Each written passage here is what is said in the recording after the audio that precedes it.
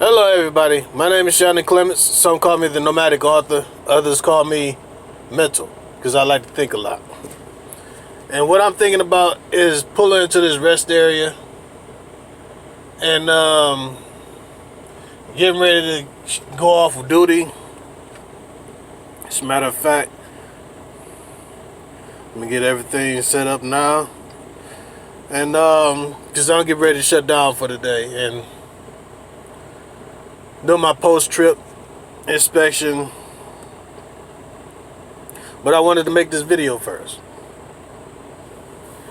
Reason why this video is a very important video is because of this sign that I see right over here. I'm gonna point the camera in that direction and let you read it for yourself. Because it's a lot of people out here going through some things out on this road. I see it all the time.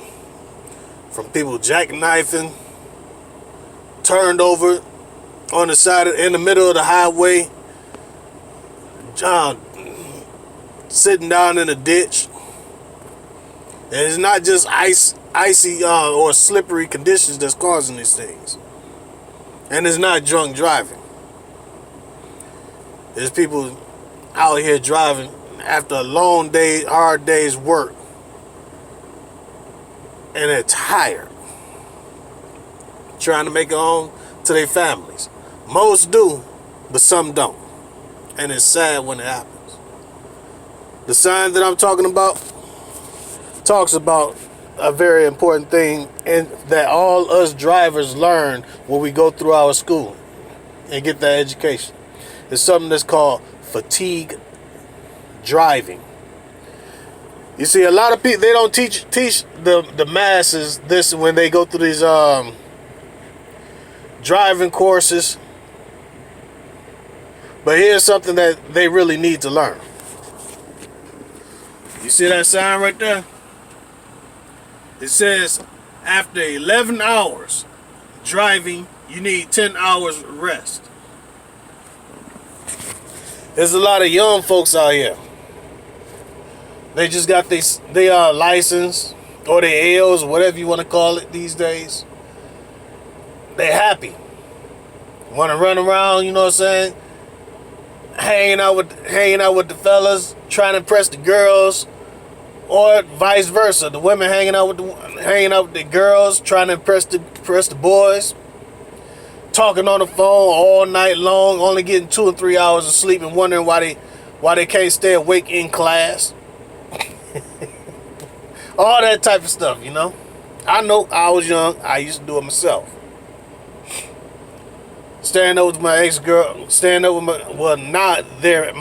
ex-girlfriends, but staying up with my girlfriends, or even my female friends, while they talking to them, while they taking bubble baths and all types of stuff.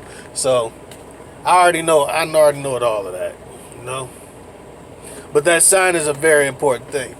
And these kids getting these licenses, staying up all night, like I said, getting 2 or 3 hours, and then they hopping up, take a shower, and get right on the road and driving to school. Then they go through school, then they getting out of school, and they want to drive around and hang out. You know what I'm saying? In my area, where I'm from, I sure already told you I'm from Detroit. Nah, back in my days, the main thing was hanging out on 7 Mile or hanging out on Belle Isle. You know what I'm saying? All through the afternoon, you know what I'm saying, night. Oh my God. I mean, the women out walking. I mean, the streets are just jam-packed and everything. Literally. It used to be jam-packed. It looked like a bumper-to-bumper traffic jam on the freeway, except it was on a regular street called 7 Mile.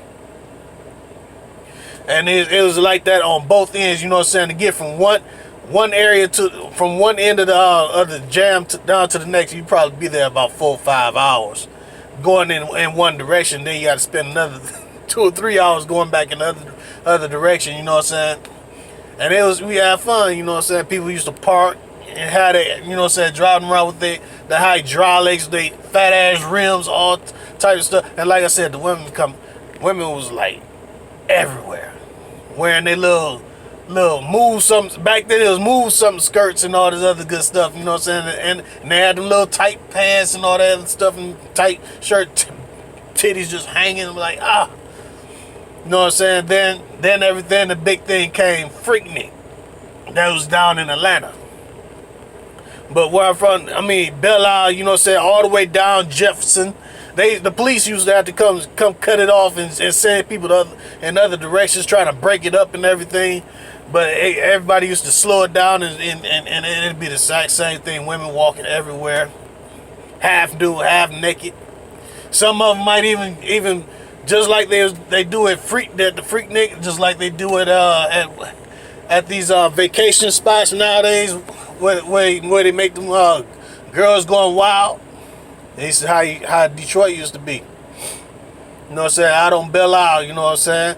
All around the whole entire, down Jefferson, onto the around the whole entire island, and then back out, and then back down Jefferson, coming back in the opposite direction. Police has to come and try to break it up. I mean, yeah, people out there, had the women out there doing their little dances and all the other stuff. Some of them flashing people, they bare tits, all types of stuff. So it used to be jumping like that back when I was coming up.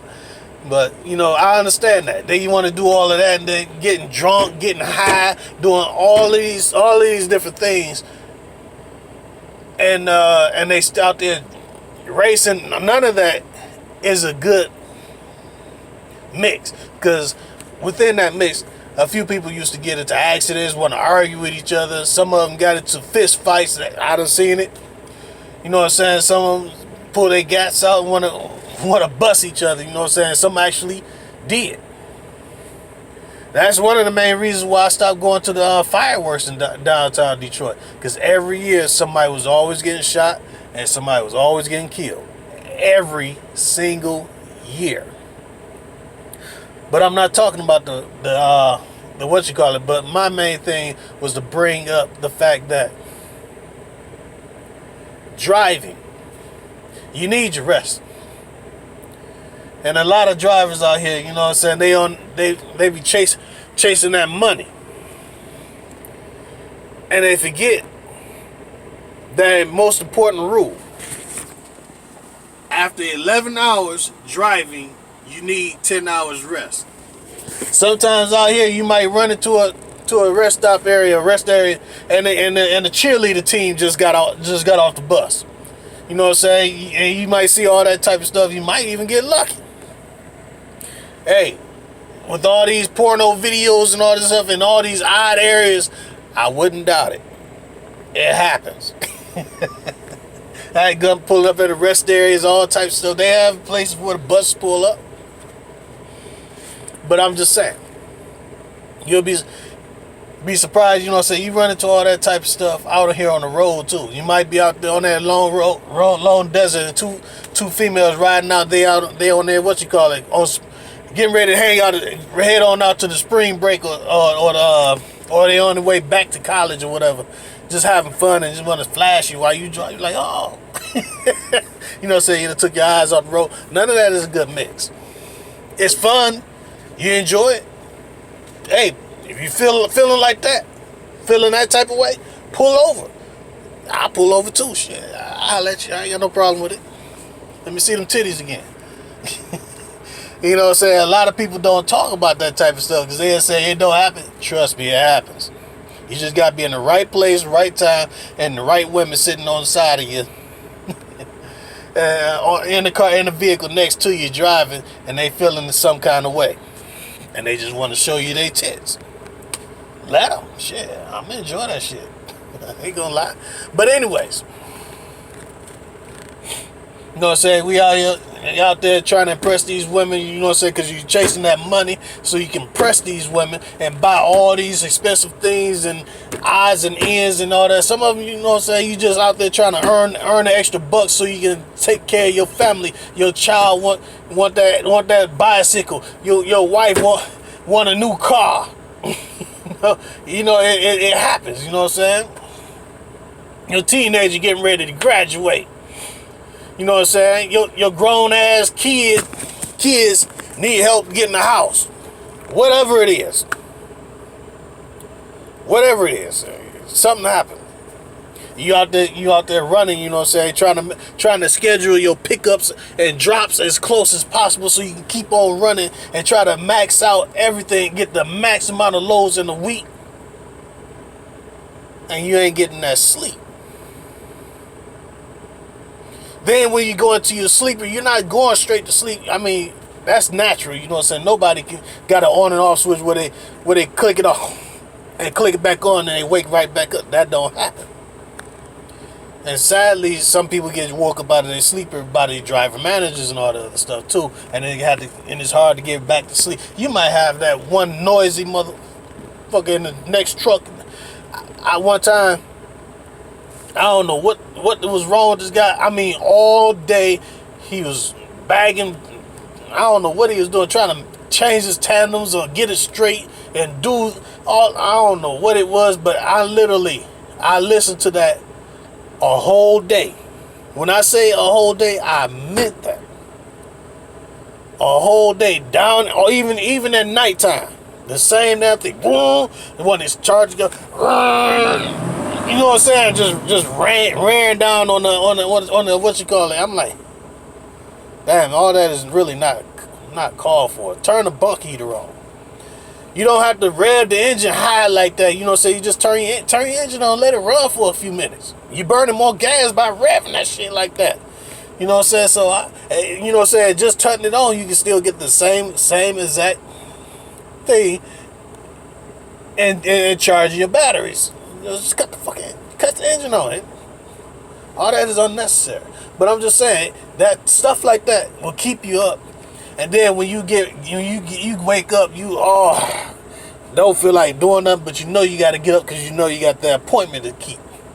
So you get up. You still groggy. And some people, once they get on down the road, they feel fine. You know what I'm saying? But because they got what it's called now sleep debt that accrued. That sleep debt might have been accruing for over a week or so because you've been running tough like that.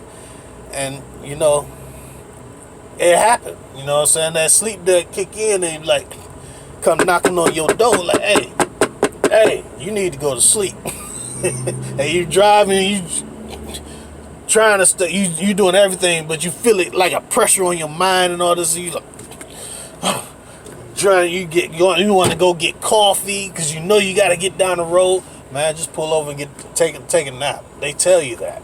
Just take a nap. The companies always tell you that you are the most important thing on this truck, not that load. The companies will tell you that, but you, the driver, believe that the load is more important than yourself. And that's why you're driving like that. Man, look. Some trucks have it on the side of their truck, and they have a big long arrow going along the side, going along the side of their trailer, and it's pointing at the driver. It said the most important asset on this truck is sitting like 50. It's already